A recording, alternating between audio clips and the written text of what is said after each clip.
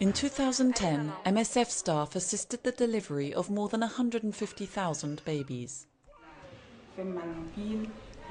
Once I arrived, they calmed me down and quickly prepared me for surgery.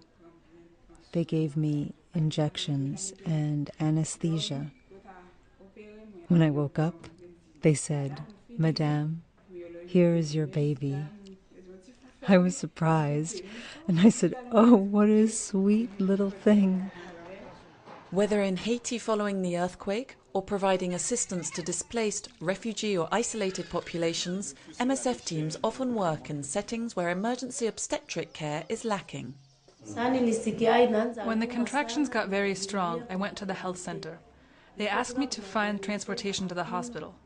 My family went to go find a motorbike. When they found one, I got on the motorbike with the clinic midwife and we left for the hospital. These two mothers went home with their babies, but each and every day, around 1,000 women die in childbirth or from a pregnancy-related complication, a tragedy that can be so easily avoided, particularly with the help of good quality healthcare.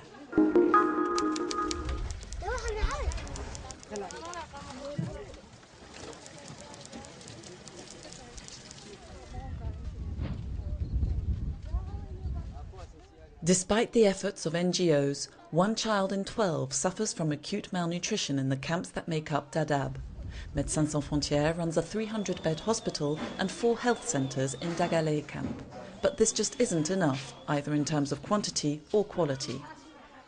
There's no organized way of receiving the new arrivals now.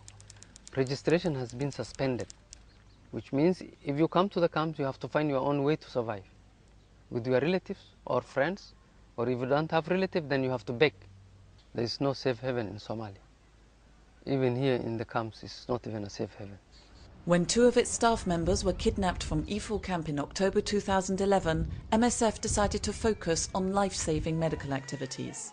After months of a crisis situation that attracted a lot of media coverage, it's now back to square one.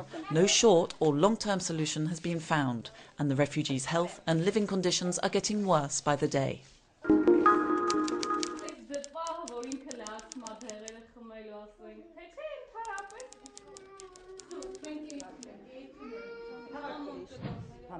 MSF has been providing care to patients with tuberculosis in Armenia since 2005.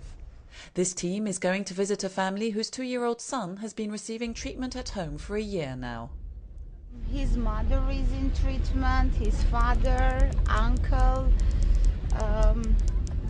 and it became like a family disease for them, you know.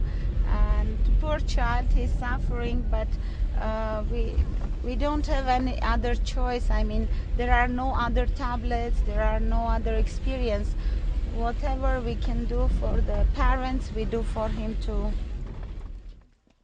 Galvanise donors, boost research, mobilise public opinion, combat stigmatisation. Much remains to be done to improve care for children as well as adults. World TB Day on March 24th is the opportunity to remind us all just how important this is.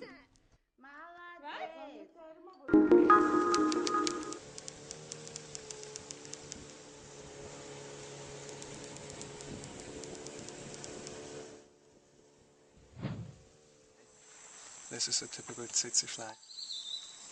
So those are the carriers of the trypanosome parasite that bite people, and it's the blood that carries the parasite and it will get transferred into the blood of the human. This team travels around the Central African countries most affected by sleeping sickness, or as it is also called, human African trypanosomiasis. The team goes to remote villages to offer screening and treatment to people suffering from the disease. In this area here you get a collection of people from different villages, and they all come to trade in the town of Ludima, and while they're here in this area they carry the parasite in their blood, and they're tsetse flies typically along the river, and tsetse fly will take the parasite and pass it on to the next person. So an area like this is a typical transmission area. While the disease is fatal if it's not treated, there are drugs that can cure it. The Mobile Teams programme also includes awareness raising to help fight the parasite that infected at least 10,000 people in 2009.